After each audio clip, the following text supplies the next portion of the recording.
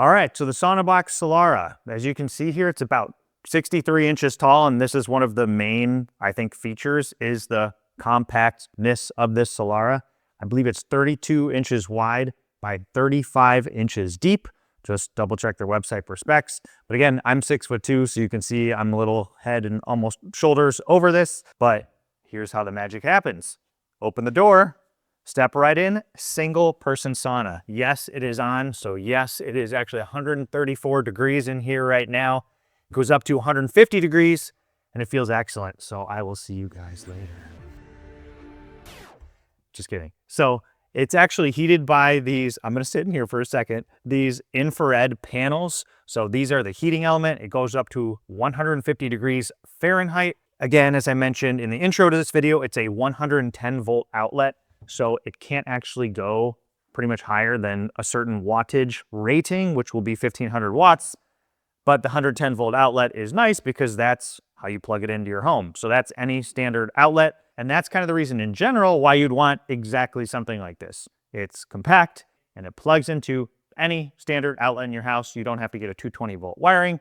Although I will say now, after using this for a few months, I personally run a bit cold. 150 degrees takes me about 10 minutes to start sweating. I'm one of those people that when I get in the sauna, I really like it to kind of burn my skin. In order to do that, you'd need something probably bigger, a little more commercial, and then you'd have to hire an electrician to wire 220 volt dedicated circuit, blah, blah, blah, blah. All that to say, this is a great at-home option exactly for my needs, and I think for most people. It's $29.99, which is not cheap by any stretch of the imagination, but how it all feels and is constructed and everything is actually pretty good, high quality, considering the different options.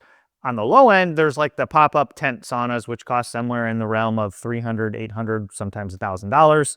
This is going to be your like what I call medium duty construction. If you've ever assembled a piece of IKEA or Wayfair furniture, this kind of reminds me of that in the fact that it's lightweight and it's obviously not your grandmother's thick, super heavy cedar piece of furniture, but it's lighter, so it can be moved a little more easily. You want to move it a couple inches to the right, a couple inches left, you can do that. It's 170-ish pounds once it's fully assembled here. And as I mentioned, no drills or screws or anything needed for assembly, which we'll talk about in a second.